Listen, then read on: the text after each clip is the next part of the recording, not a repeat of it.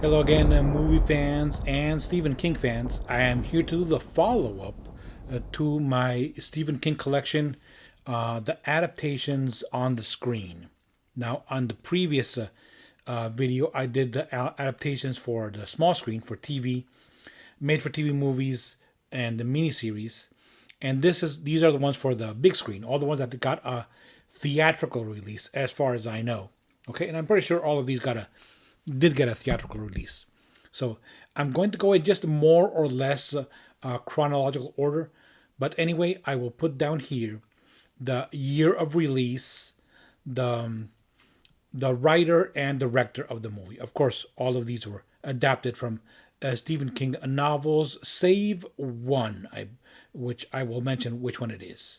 Okay, so let's start at the very beginning. His very first novel was adapted to the screen very soon after publication. I believe a couple of years after. That would be Carrie. All right, directed by Brian De Palma, and this is a fantastic film. You know, one of the best horror films of the '70s, and one of the best Stephen King adaptations ever. As you know, his the screen adaptations have been a bit hit or miss. Okay, but this one is a hit, and it's all due to the director here. Brian De Palma does a great job of taking that story and really making it sing right here on the screen. Carrie with Sissy Spacek in the title role, she does a great job. I actually have two more versions of this. I have this one, which is also a DVD. That was, by the way, this is my Region 4 DVD. I have a Region 4 because I live here in Mexico, and you will be seeing some of these titles in Spanish on the screen, on the DVD. But anyway, this one is a Walmart exclusive with that illustrative cover right there. It's still in the wrapper. Okay, now why did I get this DVD if I already have one? It's because this one in the special features has a acting Carrie documentary with Sissy Spacek, Amy Irving, and Betty Buckley. All right, and plus some other special features that are not in that DVD. Though I have yet to watch those special features because, like I said, it's still in the wrapper. I also have the movie here on Blu-ray. Here it has a sticker over here for the later adaptation, which I will show a bit later. Okay, because this one came out, they reissued this one because of the remake movie. Okay, Carrie, it's the same movie but on Blu-ray. Also has some special features, though not the ones on that DVD that I just showed. So there you go. Image quality is really good. Again, Brian De Palma does a great job, as does the director of this film, which is of course The Shining. Here, Nicholson in that iconic photo, and of course we all know that Stephen King has some issues here, mainly because of this. I mean, in the novel, this character, Jack Torrance, he does a slow descent into madness. But as Stephen King says, the first time you see Jack Nicholson on screen, you know he has completely lost it. All right, so just right from the get-go. So there is no character arc like there is in the book, but still, this is a brilliant film. Again, like Carrie, one of the best. This is one of the best horror films of all time, in my opinion. Okay, really, really good. Kubrick does a great adaptation. He adapts the best part of the novel. He jettisons a lot of material that doesn't really serve the story that much, at least the story that he's trying to tell, and gives it his own twist, his own style. This is a great film, The Shining. A must-have in any horror films collection. The next of four films I'm going to show out of chronological order because I have them here in this box set. Okay, so the first would be The Dead Zone. Here we go. Once again, the director makes the film, which is who is David Cronenberg. And Christopher Walken done doing a pretty good job here. His performances are usually very filled with mannerisms, very Christopher Walken y, if you will. But here he kind of dials it back a bit and gives a more subtle performance. I really like this one, The Dead Zone, as I do the book. The book is one of my favorite Stephen King books. Okay. Then we also have a Graveyard Shift, which is pretty much a creature feature, right there. Rats in, I believe it was a wood mill. Okay. Graveyard Shift.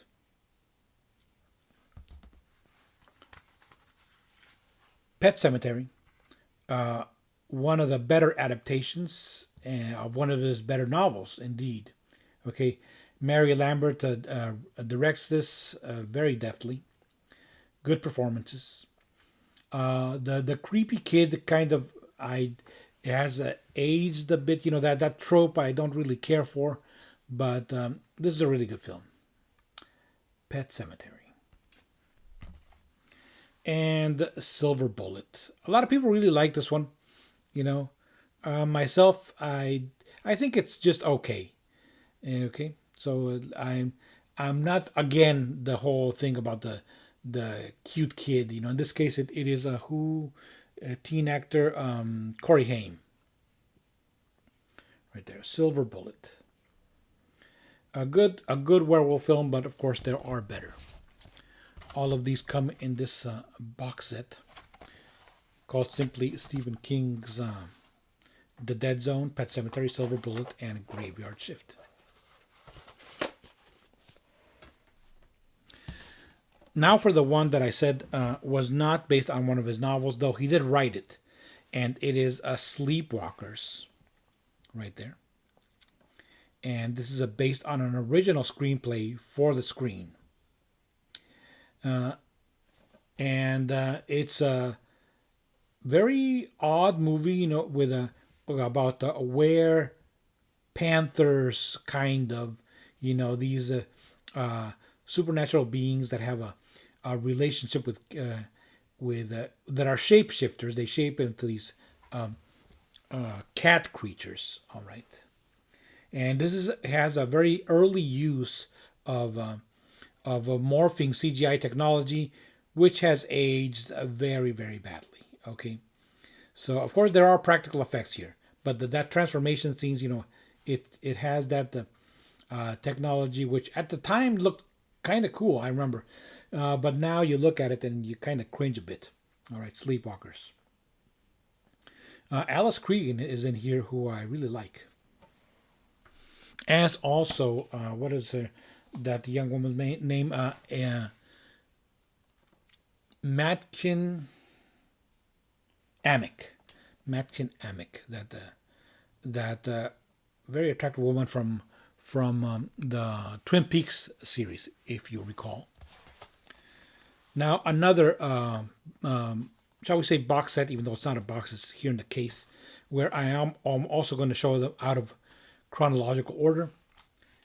This is a Stephen King 6-film collection, which I showed in the previous video because it includes the miniseries Bag of Bones, but here it includes Apt Pupil, the one that is, I believe, in different seasons, and which was a novella. Okay, few people talk about that one anymore, but it's pretty damn good. Christine, directed by John Carpenter. Like I said, you got a good director, you're good to go. Also, Secret Window, there where Johnny Depp is a writer who has isolated himself in a cabin. Okay, that's one of the things that I really don't like, that Stephen King falls back on that trope a lot. Having the main character be a writer. He does it here in Secret Window, also in Bag of Bones, and does it also in Salem's Lot and several others.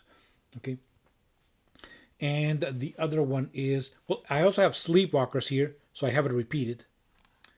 And also Stand By Me, which is that coming of age story, which is not really a horror film. Not a horror film at all. It is a coming of age story, which a lot of people remember very fondly. I haven't seen that one in quite a while. All right. Though the rest I have seen more or less recently. Continuing here with The Green Mile, that book that was published in installments, and which I have also shown in my Stephen King book collection. I will link that video in the description below.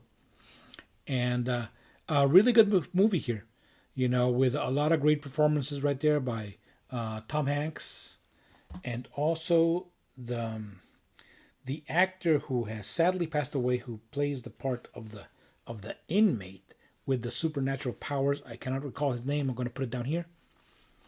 Okay, but a really, really good film. Right here, The Green Mile, an unusual film for, well, not really that unusual because it's very character driven, but the it's more of a supernatural story than a horror story, because the horror elements are very, very slight. One that has the same feel as that one, because it's also set in a prison, which is the Shawshank Redemption, which in its novella form was called Rita Hayward and the Shawshank Redemption. Okay, right there. Also great performances right there by Morgan Freeman and the other actor, which I will also put down here. I cannot recall his name. A very uplifting film. Great story. Now we go with the Carrie remake here, which I have here on this lenticular cover. I hope you see the change right there where she becomes a bloody.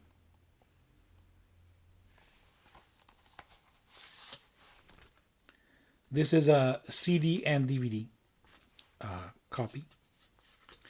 I thought it was pretty good. Doesn't really add anything to the story other than upgraded special effects. And Chloe Grace Moretz does a very good job right there in the title role, even though she is a bit too pretty to be the bullied girl, in my opinion. Because that in the book she is described as very frumpy looking, and but anyway, the also stars Julianne Moore. She does a great job as the mother. A bit of an unnecessary remake, a lot of people thought, but I liked it. Here we have now Cell. And by the way, I don't have every Stephen King film adaptation, so you may have seen that I've missed a few.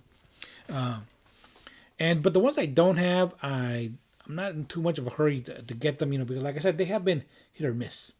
Okay, well anyway, Cell here with these John Cusack and Samuel L. Jackson, of course, right there. His Stephen King's sort of zombie tale. It sticks pretty closely to the novel, and it's good for what it is. The novel was one of those more middle of the road ones, and this one is also one of the middle of the road movie adaptations, just a B movie, and I'm okay with that. So, like I said, I live here in Mexico, so you may see some of these titles in Spanish. And now for a movie that I have in this format, Vidbox, which was, it doesn't exist anymore, one of those vending machines where you could rent a movie, and they were very short-lived here in Mexico. But you could rent them, and when they were going out of business, you could also buy them. So I bought The Dark Tower, which is this one. Okay. Again, you see the title in Spanish, La Torre Oscura.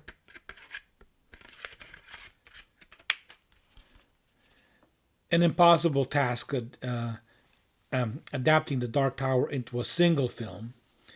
So they pretty much changed the entire story and just took the basic premise of it and made a movie out of it. The movie is okay, but you're just left feeling with that feeling. There's so much more to the story. All right there. Matthew McConaughey stars as the the Dark Man, and Idris Elba as the Gunslinger. Again, I enjoyed it for what it was, but there's so much more to the story. Here's one where they did almost get all of it into the adaptation by making it into two movies, and that is It. Okay, I have the first installment here on this DVD. A very good adaptation. I do prefer it a bit over the TV adaptation. I think this one, with the upgraded effects, the fear factor upping it up a bit. A different version of Pennywise. So I think this director did a very good job. It. And of course, here's the second part, which I have on Blu-ray. So I have these ones mismatched. I have the DVD and part 2 on Blu-ray. It Chapter 2, a pretty good close to the story. This one focusing in on the characters as kids, and this one as adults. In the book, as you may know, both stories are intertwined. Though I don't really see how you can do that in a film without, messing with people's heads and making it all really confusing.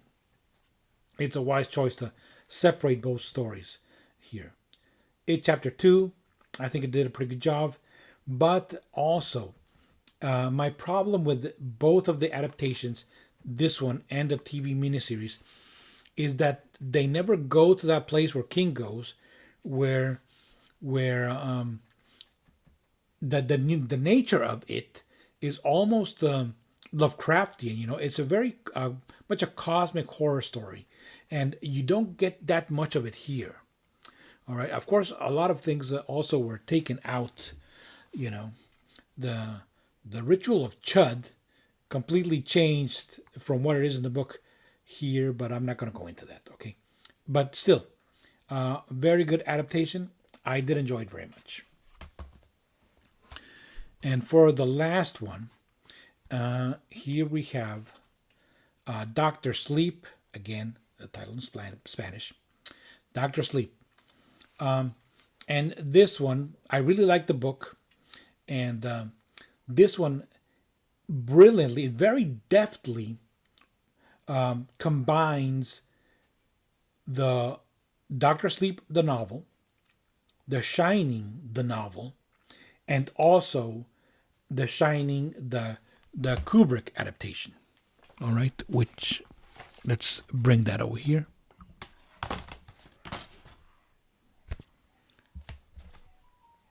So it is a sequel to both the book and also The Shining, with directed by Stanley Kubrick. All right, so it does a great, whereas the book is only simply a continuation of the characters in The Shining. This one does feel more like a sequel because it brings everything together. It brings elements from this movie, brings elements from the original book that were not in this movie, and plus adapts the Doctor Sleep novel. So I really, really liked it. Ewan McGregor does a great job right there as the grown-up Danny Torrance. There's Rebecca Ferguson does a fantastic job as Rose the Hat, the evil leader of the True Knot, that evil cult with the superpowers, the super mental powers, which are how are they derived? Are they the Shining also? Do they also have the Shining? Or are they something else entirely? It never is fully explained, and that's okay. I think that the mystery should remain there. Okay, Doctor Sleep, a really really good adaptation. You can see right there in the top the red rum writing, which was featured in the Kubrick film. So how it all ties together. Okay, really enjoyed this one. Okay, well, most of those I saw when they originally came out in the movie theater. I'm happy to say, though I did see them again in the era of VHS rentals, in the era of DVD and Blu-ray rentals, and now I have my own copies. Okay, that's it for my Stephen King collection on film. Thank you very much for watching. So long.